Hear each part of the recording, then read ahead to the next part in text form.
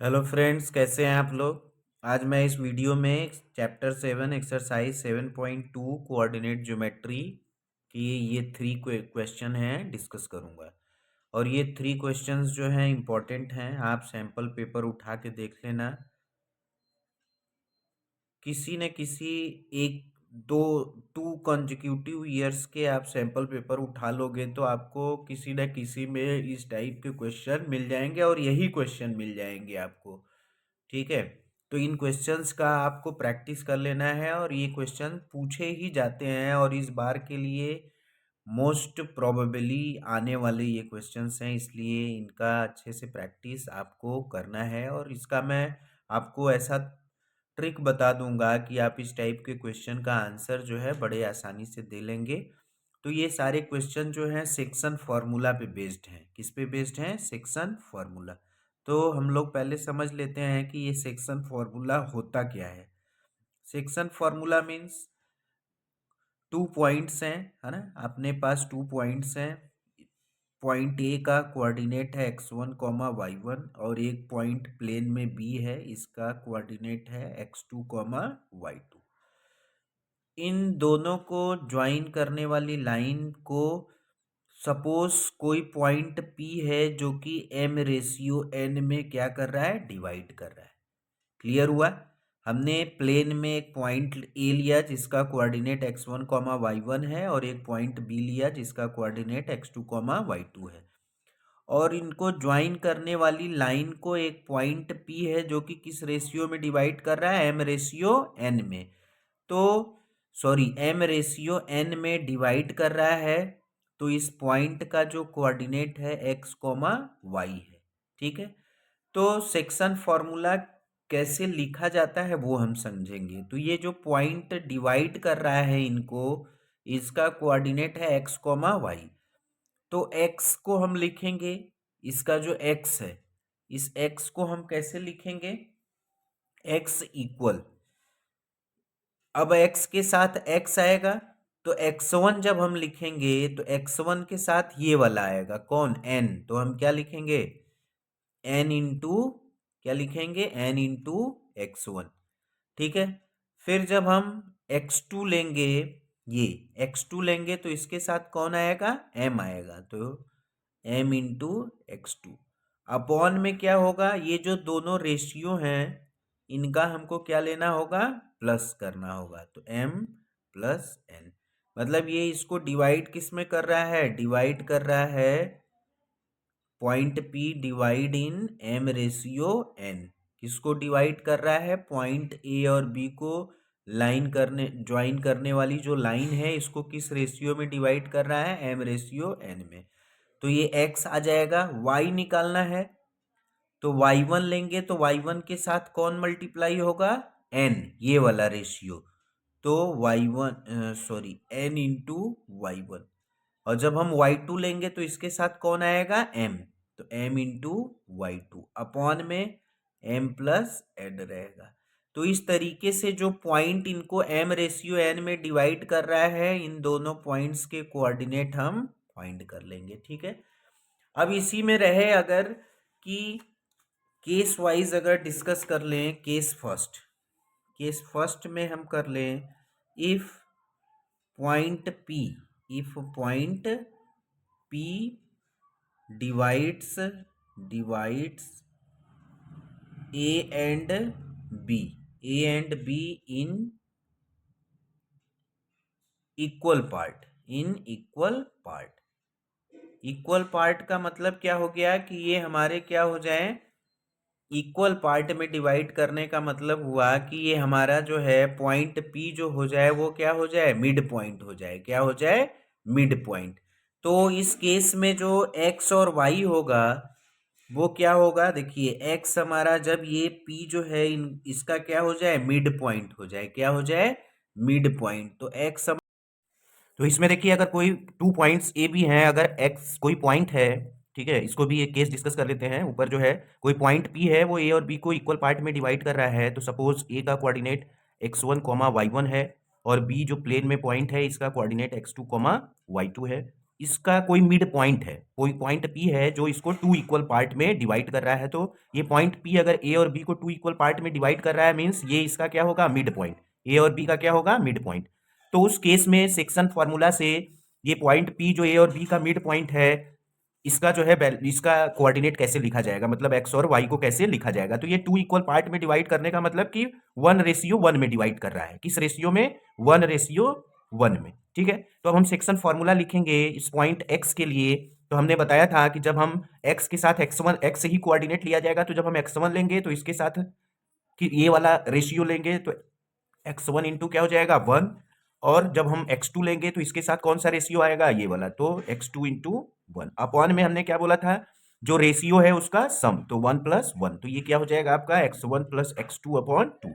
तो अगर 2 पॉइंट्स का, 2 पॉइंट है प्लेन में और उसका कोई मिड पॉइंट है, तो उस मिड पॉइंट का x कोऑर्डिनेट कैसे लिखा जाएगा, दोनों पॉइंट के x कोऑर्डिनेट के सम को 2 से क्या करना होगा, डिवाइड। ऐसे ही y कोऑर्डिनेट की बात कर ले तो y के साथ y ही आएगा तो y1 होगा, और इस y1 के साथ कौन आएगा, ये वाला रेशियो, तो y1 इंटू 1, y2 के साथ ये, तो y2 इंटू 1 अपॉन में सम ऑफ रेशियो, तो ये हो गया आपका y1 प्लस y2 अपॉन 2।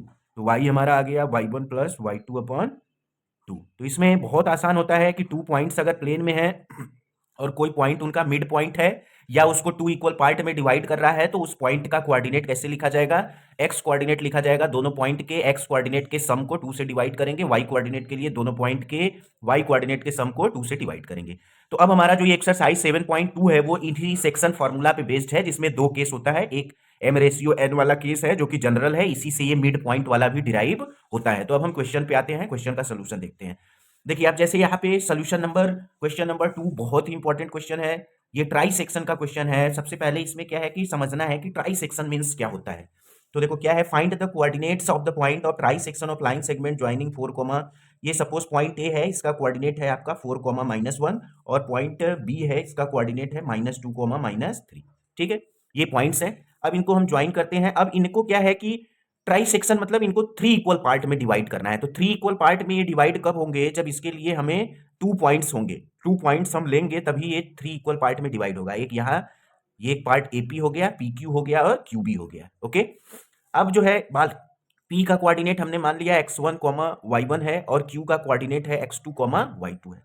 तो हमें फाइंड क्या करना है, find the coordinates of the points of try section of line segment joining. ये जो पॉइंट पी और क्यू, इसको 3 इक्वल पार्ट में डिवाइड कर रहे हैं, इन पी और क्यू पॉइंट के कोऑर्डिनेट फाइंड करने हैं। तो बहुत आसान है। 3 इक्वल पार्ट में डिवाइड करने का मतलब क्या हो गया, 3 इक्वल पार्ट का मतलब हो गया कि ये पॉइंट पी जो है ये 1:1:1 ऐसा 1:1 रेशियो, मतलब कि A P equal P Q equal Q B. तो जब इक्वल पार्ट होते हैं, जैसे ऊपर हमने मिड पॉइंट को लेके चला, जैसे ये पॉइंट पी जो है ए और क्यू का क्या होगा, मिड पॉइंट होगा। क्या होगा, मिड पॉइंट होगा। ऐसे ही क्यू, तो ये 1:1 रेशियो में डिवाइड करेंगे। तो अब इसी जो है, जो हमने ऊपर मिड पॉइंट का कंसेप्ट, जैसे मिड पॉइंट को डिराइव किया था, सेम उसी कंसेप्ट का यूज करके ये ट्राई सेक्शन वाले क्वेश्चन को सॉल्व करेंगे। और ये हर साल पूछा जाता है ट्राई सेक्शन का क्वेश्चन, जिसको आपको बस इसके कंसेप्ट को सीखना है, मैं आपको बता रहा हूं। तो अब हम जो है, देखो हमें टोटल कितने अननोन है हमारे पास, x1, y1, x2, y2, total 4 unknown है। तो 4 अननोन का वैल्यू फाइंड करने के लिए हमारे पास कितने कितने क्वेश्चन होने चाहिए, इक्वेशन, 4 इक्वेशन होंगे, तब जाके हम 4 अननोन की वैल्यू फाइंड कर पाएंगे। तो हम जो है एक बार क्या लेते हैं, पॉइंट पी के लिए, किसके लिए वर्क करते हैं, पॉइंट फॉर पॉइंट पी। अब देखो ये पॉइंट पी ए बी को कितने रेशियो में डिवाइड करेगा, देखो यहां से यहां तो 1 हो गया, ये 1 और ये 1, मतलब 1:2 में डिवाइड करेगा। तो हम लिख देंगे for point P divide divide A B. देखो प्रॉपर आंसर देना है, ए बी इन 1:2। ओके, देखो इक्वल पार्ट में था तो 1:1:1 कर लिया। अब देखो यहां से ये 1 हुआ, बाकी जो है ये पी, ये वाला जो रेशियो होगा हमारा 1:1 कितना, 2, तो किस रेशियो में, 1:2 में। तो अब हम इसमें सेक्शन फॉर्मूला का यूज कर दें, तो हमारा x1 क्या होगा, x1 के साथ x कोऑर्डिनेट, तो x कोऑर्डिनेट हमारा 4 है, इसके साथ कौन सा रेशियो जाएगा, इधर वाला, तो इधर वाला रेशियो क्या हो जाएगा, 2, तो 4 × 2 प्लस, अब यहां से x2 होगा तो इसके साथ ये रेशियो आएगा तो 1, तो -2 × 1 अपॉन में सम ऑफ रेशियो 1+2, ये हो जाएगा 4 × 2 8, 4 × 2 8, और ये -2 × -1 -2 अपॉन 3, तो ये क्या हो जाएगा, 8 में से 2 गया, 6/3 डिवाइड करो 2, तो हमारा x1 क्या आ गया, 2। देखो x1 आ गया। अब ऐसे ही हम y1 के लिए वर्क करें, तो y1, y के लिए y ही आएगा, तो y1 यहाँ पे -1 है, ठीक है। ओके, अब फिर इसके साथ रेशियो ये जाएगा, तो ये रेशियो क्या है, 2 है, दूसरा वाला, इंटू 2 प्लस, अब इधर से y आएगा -3, अब इसके लिए रेशियो इधर वाला आएगा, इधर वाला रेशियो 1 है, तो -3 into 1 upon sum of ratio 1 + 2। अब मल्टीप्लाई कर ले -2 और इधर क्या हो जाएगा -3, -2 और -3 अपॉन 3, तो ये क्या हो जाएगा -5 अपॉन 3, तो y1 हो गया -5 अपॉन 3। ठीक है, एक बार फिर से क्रॉस चेक कर लेते हैं कि आंसर गलत ना हो। -1 के साथ रेशियो 2 जाएगा, -1 इंटू 2, -3 के साथ कौन जाएगा 1, तो -3 इंटू 1, -2 -3 -5 अपॉन 3। ठीक है, y1 हमारा ये आ गया। तो हमारा p कोऑर्डिनेट का आ गया। अब हम ऐसे ही q के लिए वर्क करें। ठीक है, फॉर q, तो q जो है देखो यहां से ही पहले समझ लेते हैं, q जो है ab को किस रेशियो में डिवाइड कर रहा है 2:1 में। किस रेशियो में, फिगर में देखो साफ साफ दिख रहा है, किस रेशियो में डिवाइड कर रहा है 2:1। तो पॉइंट q ऐसे लिख लो, point q divide A B in which ratio, in 2:1। ठीक है, ये हो गया। अब हम पॉइंट क्यू के लिए किसको फाइंड करें, x2 और y2 को, तो x2 के लिए वर्क करें, तो x2 इक्वल क्या होगा, अब x कोऑर्डिनेट होगा, x2 आएगा, x इसका यूज होगा, तो x इसका यूज होगा, तो 4 और रेशियो इधर, तो पी क्यू जो है, ये q जो है किस रेशियो में कर रहा है 2:1, तो 4 इंटू क्या होगा, दूसरा वाला रेशियो लेंगे 4:1 प्लस, अब जो है यहां से फिर y लेंगे, y हमारा क्या है -3, तो -3 और रेशियो कौन सा जाएगा 2:1, तो रेशियो हमारा 2 होगा, पहला वाला रेशियो आ जाएगा। ठीक है, अपॉन में सम ऑफ रेशियो 2 + 1, तो ये हो जाएगा 4 और ये मल्टीप्लाई होके -6/3।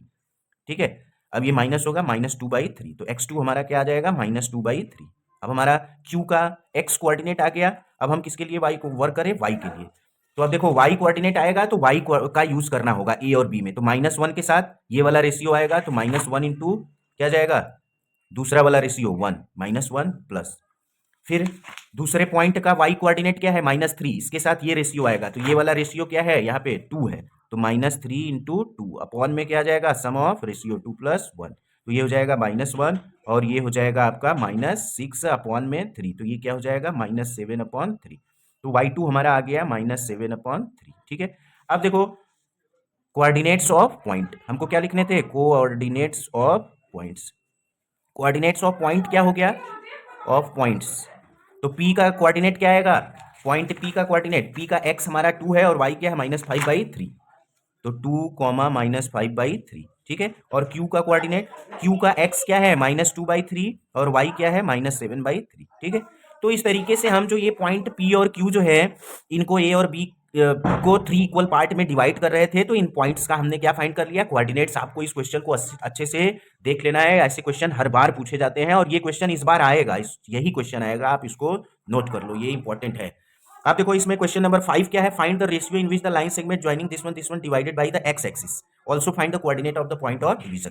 2 पॉइंट्स प्लेन में दिए हैं, क्वेश्चन नंबर 5 बहुत आसान क्वेश्चन है, बस इसका कंसेप्ट समझना है कि क्वेश्चन क्या कह रहा है। जब आपको ये समझ में आएगा कि क्वेश्चन क्या कह रहा है और आपको क्या फाइंड करना है, अगर आप इतना समझ लेते हो तो किसी भी क्वेश्चन का आंसर बहुत इजीली दे पाओगे। 2 पॉइंट्स हैं, एक पॉइंट हमारा ए है, इसका कोऑर्डिनेट है 1, -5, एक पॉइंट बी है, इसका कोऑर्डिनेट है -4, 5, -4, 5।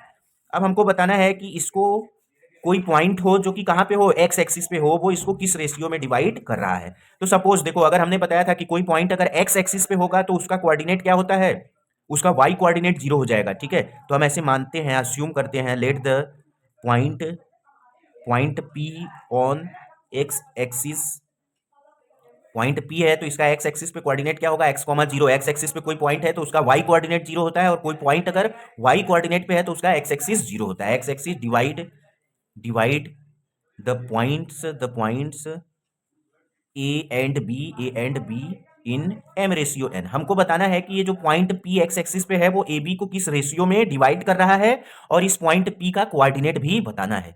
तो हमने मान लिया कि ये इसको m रेशियो में n में डिवाइड कर रहा है, तो m इधर जाएगा, n इधर जाएगा।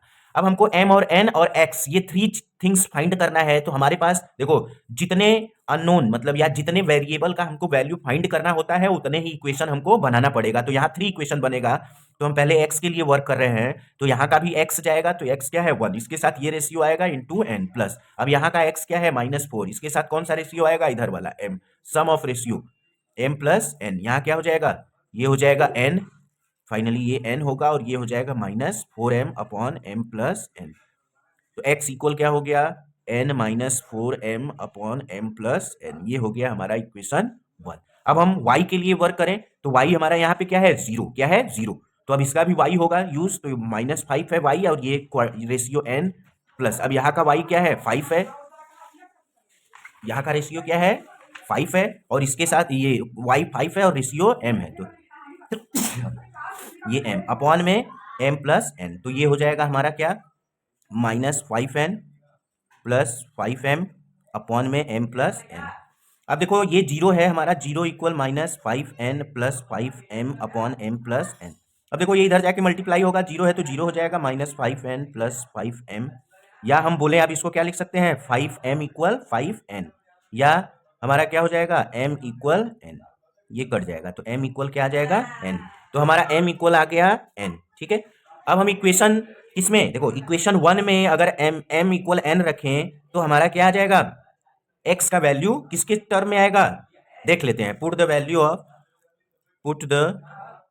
वैल्यू ऑफ m इन, ये इक्वेशन 2 है, m इन इक्वेशन 1, इक्वेशन 1 में पुट करते हैं। इक्वेशन 1 हमारा क्या है, x equal n-4m upon m plus n, तो x इक्वल n है तो n रहेगा, -4m है तो m के प्लेस पे n आएगा, अपॉन में m प्लस n, तो m n हो जाएगा प्लस n, तो ये हमारा x इक्वल हो जाएगा, ये सब्ट्रैक्ट होगा -3n अपॉन 2n। ठीक है, ये n से n डिवाइड होगा तो x इक्वल आ जाएगा -3/2।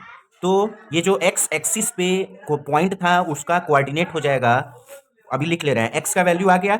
अब हमको रेशियो पता करना था कि m इक्वल n, तो अब देखो यहाँ पे m इक्वल n आने का क्या मतलब है, m इक्वल n आने का मतलब ये है कि ये जो पॉइंट x एक्सिस पे है p, वो इसको क्या कर रहा है, क्या कर रहा है, 2 इक्वल पार्ट में डिवाइड कर रहा है। कितने इक्वल पार्ट में डिवाइड कर रहा है, 2 इक्वल पार्ट में, या हम बोले कि ये जो पॉइंट p x एक्सिस पे है वो a और b का क्या है, मिड पॉइंट है, क्या है, मिड पॉइंट है। तो अब इसका आंसर लिख लेते हैं, m equal n means point p जिसका कोऑर्डिनेट क्या है, अब देखो पॉइंट p का कोऑर्डिनेट क्या है, x, 0, तो x हमने क्या फाइंड किया है, -3/2, और ये 0, point p on x axis divide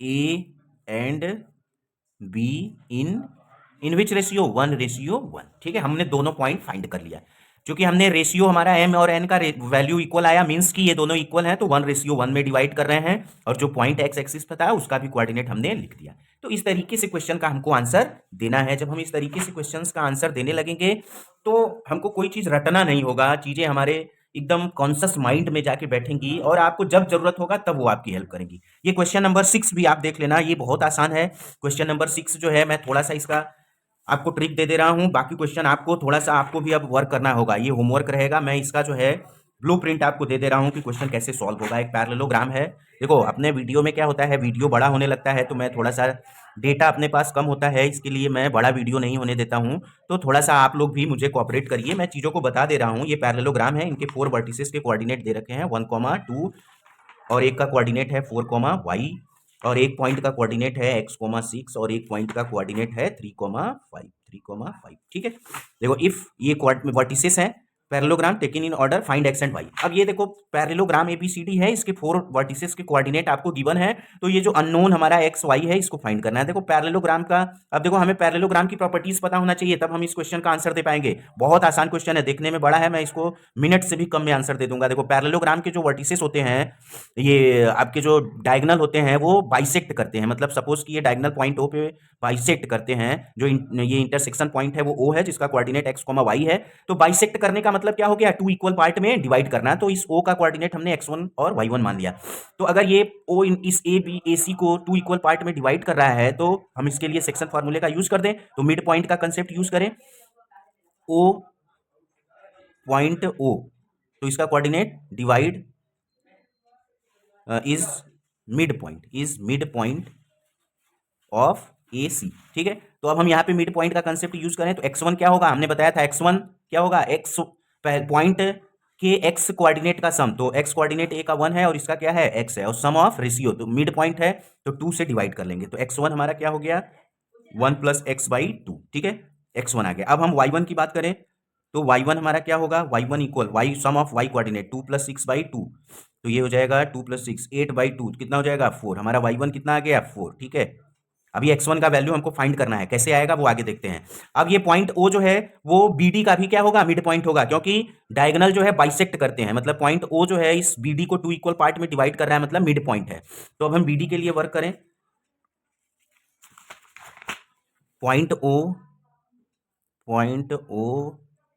divide BD in 2 equal part. ठीक है, 2 इक्वल पार्ट में डिवाइड कर रहा है तो मिड पॉइंट है, तो x1 हमारा क्या होगा, यहां से देख लो।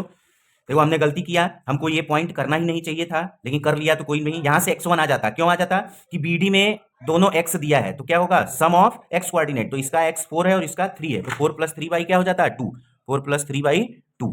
ठीक है, तो x1 हमारा क्या आ गया, यहां से 7 बाई 2, ये आ गया x1 का वैल्यू। अब हमें y के लिए वर्क करना है, तो ये हमारा x1 आ गया। जब इसमें x1 की वैल्यू अगर रख दें तो हमें xy की वैल्यू फाइंड करना है, तो यहां से हमको x मिल जाएगा। Put the value of x1 in equation, put the value of x1 in equation 1।